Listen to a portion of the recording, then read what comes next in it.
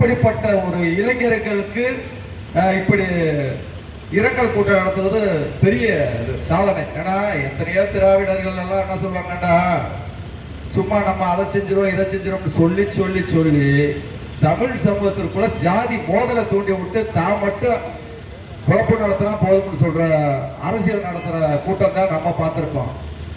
ஆனா இங்க ஜாதியை கட்டமைக்கிறதுக்கு எவ்வளவு இருக்குது தெரியுமா? ஜாதியை பிரிக்கிறதுக்கு திமுக காரங்க அதிமுக காரங்க 2 பேர் இருந்தா போதும் ஜாதி சண்டையை தூண்டி விட்டு மத சண்டையை தூண்டி விட்டு அரசியல் பண்ணிட்டு போயிடும். ஆனா சமுதாயத்தை பூரா ஒன்னா சேர்த்து வைக்கக்கூடிய இடத்துல இருக்கிறதுனா அது தாய் தமிழர் கட்சி மற்றும் தமிழ் தேசியம் பேசிக்கிட்ட கட்சிகளால் மட்டும்தான் முடியும். பரமக்குடினால பரபரப்பாகவே இருக்கும்.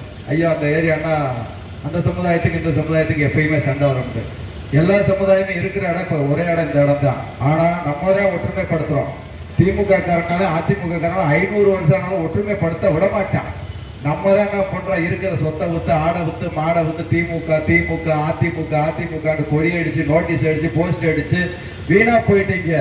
ஆனா நீங்க அடுத்து இந்த இடத்துக்கிட்டே வரணும். ஏன்னா உங்களுக்குன்னு ஒரு நம்மளை ஒரு கட்சியில உழைச்சோம்னா நம்மளுக்குன்னு ஒரு மரியாதை இருக்கக்கூடிய கட்சினா அது தாய் தமிழர் கட்சி தமிழ் தேசியம் பேசக்கூடிய கட்சிகள் மட்டும்தான்.